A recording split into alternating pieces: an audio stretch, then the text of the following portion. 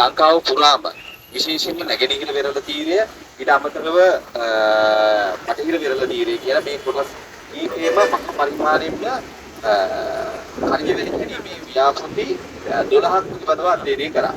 ඒකෝට මේ 12 පිළිබඳව අධ්‍යයනය කරනකොට අපිට පැහැදිලිව කේත තියෙන අත්වේ තමයි මුලින්ම මේක සැලසුම සකස් කළේ මහ පරිමාණව මේ ඛනිජ බෙදි ලබා ගැනීමේ සැලසුම සකස් කළේ හම්බන්තොට මාගම කිරින්ද කියන ප්‍රදේශය.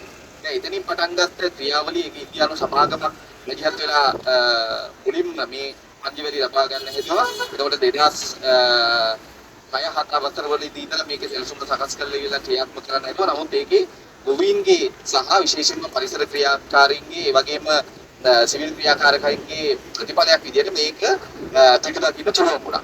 නමුත් අද වෙනකොට තියෙන තත්ත්වය තමයි ස්ථාන 12ක් මේ වෙන විට හඳුනගෙන තියෙනවා ඛනිජ වැලි ලබා ගැනීම සඳහා. අතන මේ ඛනිජ වැලි ලබා ගැනීමේදී මේගොල්ලෝ වාර්තාවල පැහැදිලිවම සටහන් කරන දේ තමයි වෙනත් රටවල් වලට සාපේක්ෂව 10%කට වැඩි ඵලදායීතාවයක් තියෙනවා මේ ඛනිජ වැලි ලබා ගන්න භූමිවල. ඒකෝට පැහැදිලිවම පේන තියෙන තත්ත්වය තමයි මෙන්න මේක පාදක කරගෙන උත්සාහ දරනවා ලංකාව පුරාම වෙරළ කලාපයේ පිළිලා තියෙන මේ ඛනිජ නිදි සමාගම් විසින් අත්පත් කරගන්න. මේක ගැටලුකාරී තත්ත්වයට පරිවර්තනය වෙන්න ප්‍රධානම හේතු සාධක ගොඩ නැගෙන්නේ ඒවා සම්පූර්ණයෙන්ම පෞද්ගලික ඉතිහාසයේ තුලම ලංකාවේ ඛනිජ සම්පත් සම්බන්ධයෙන් කරපු තැනීම් කටයුතු වලදී විශේෂයෙන්ම රාජ්‍ය ආයතන එකතු වෙලා රාජ්‍ය සංස්ථා එකතු වෙලා කරපු තැනීම් කටයුතු වලදී ඇති වෙලා තියෙන තත්ත්වයකට අධ්‍යයනයට ලක් නොකර තමයි මේ ව්‍යාපෘති ක්‍රියාත්මක කරන්න හදන්නේ. එක පැත්තකින්.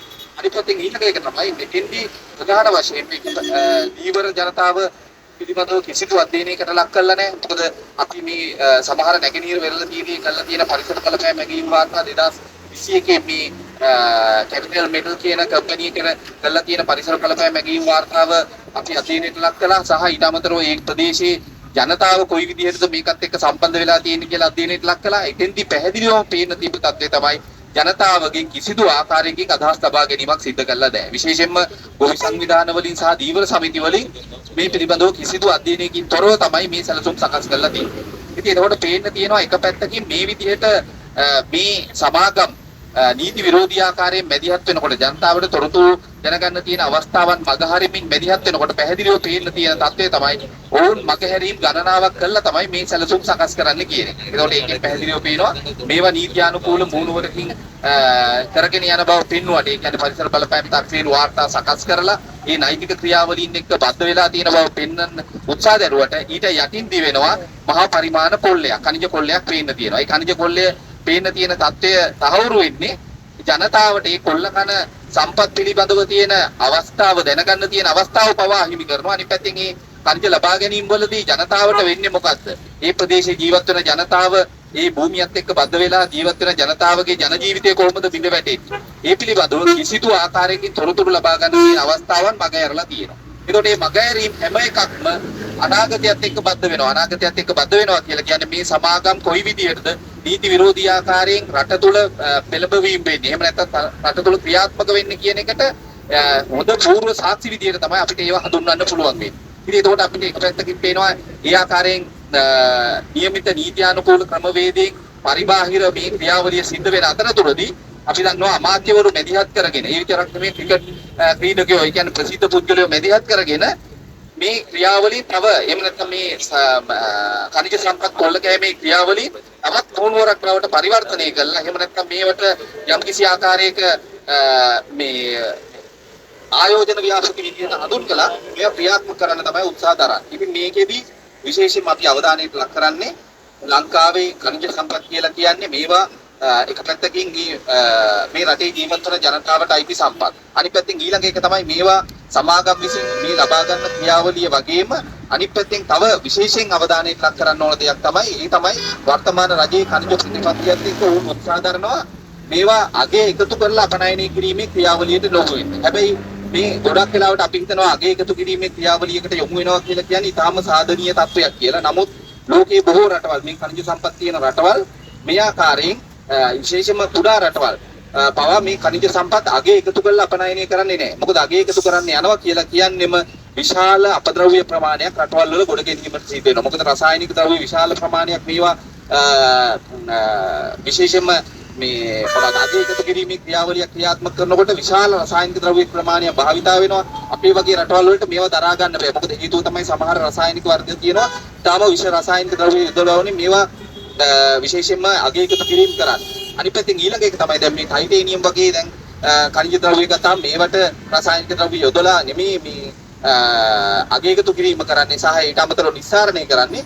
නමුත් ගැටලුව වෙලා තියෙන්නේ මේ ප්‍රදේශයේ ජනතාවට විශේෂයෙන්ම නැගෙනහිර වෙරළ තීරය අපි ගත්තොත් එහෙම නැත්නම් බටහිර වෙරළ තීරය ජනතාවගේ අපි ගත්තොත් එහෙම මේ ප්‍රදේශවල තියෙන ලොකුම ගැටලුව තමයි පානීය ජල ප්‍රශ්නය. ඒකට භූගත ජලයේ විශාල ප්‍රමාණයක්, පිරිදිය භූගත ජලයේ විශාල ප්‍රමාණයක් මේ පිරිපහදු කිරීම වලට භාවිතා වෙනවා.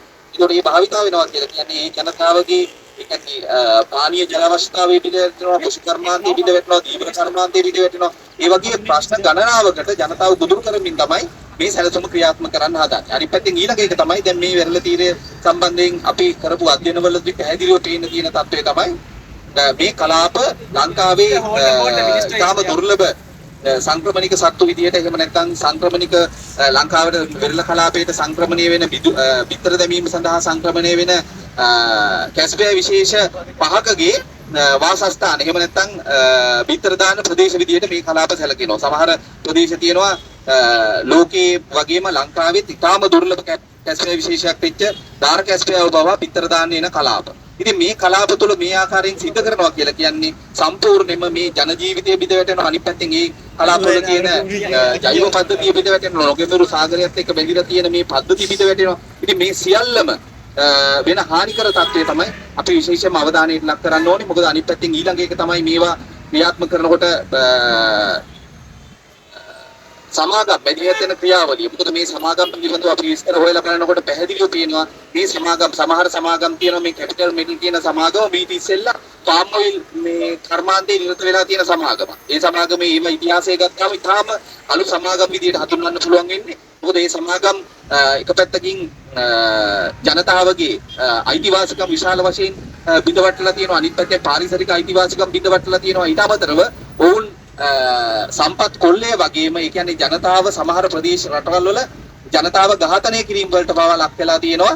මේ පිළිබඳව විරෝධතාවය දක්වනකොට බලපෑම් වලට එරෙහිව හඬනගනකොට මේ ජනතාව ඝාතනය කරලා තමයි මේ කර්මාන්ත පවත්වගෙන ගිහිල්ලා තියෙන්නේ. ඒකෝට අපිට පැහැදිලිව පේන්න තියෙන තත්වයන් ගණනාවක් තියෙනවා. ඉතින් මේවා පිළිබඳව අපි විශේෂයෙන්ම අවධානයට ලක් වෙන්න ඕනේ. මේ අමාත්‍යවරු මේ ආයෝජකයෝ එන විදිහට මේවා ආයෝජන ක්‍රියාවලීන් වලට නතු කර ගන්නවාද එහෙම නැත්නම් රටේ ජනතාවගේ අදහස් මත නිවැරදි ප්‍රතිපත්තියක් ගොඩනගලා නිකම්ම නිකන් වැලියු ඇඩ් කරනවා කියලා එහෙම නැත්නම් අගේ එකතු කරනවා කියලා නිකන් සංකල්ප විදියට විතරක් ගෙනල්ලා මේවා ක්‍රියාත්මක කරනවාද ඊට වැඩිය ගැඹුරු අධ්‍යයනයකින් මේවා ක්‍රියාත්මක කරනවාද කියන එක හිතන්න ඕනේ. විශේෂයෙන්ම අපි අවධානයට ලක් කරනවා මේවා මේ ආකාරයෙන් සිදුවෙන අවස්ථාව කිසිම විදිහකින් අවස්ථාව දෙන්නේ නැහැ. අනිත් පැත්තෙන් ඊළඟ එක තමයි ආයෝජන නාමයෙන් මේවා මේවෙන් වෙන්න පුළුවන් හානිය මේ ජන ජීවිතයට පරිසරයට වෙන්න පුළුවන් හානිය වුන් වහන්න උත්සාහ කරනවා නම් අපි ඒව අනාවරණය කිරීම තමයි මේ හරහා කරන්නේ. කොහොමද?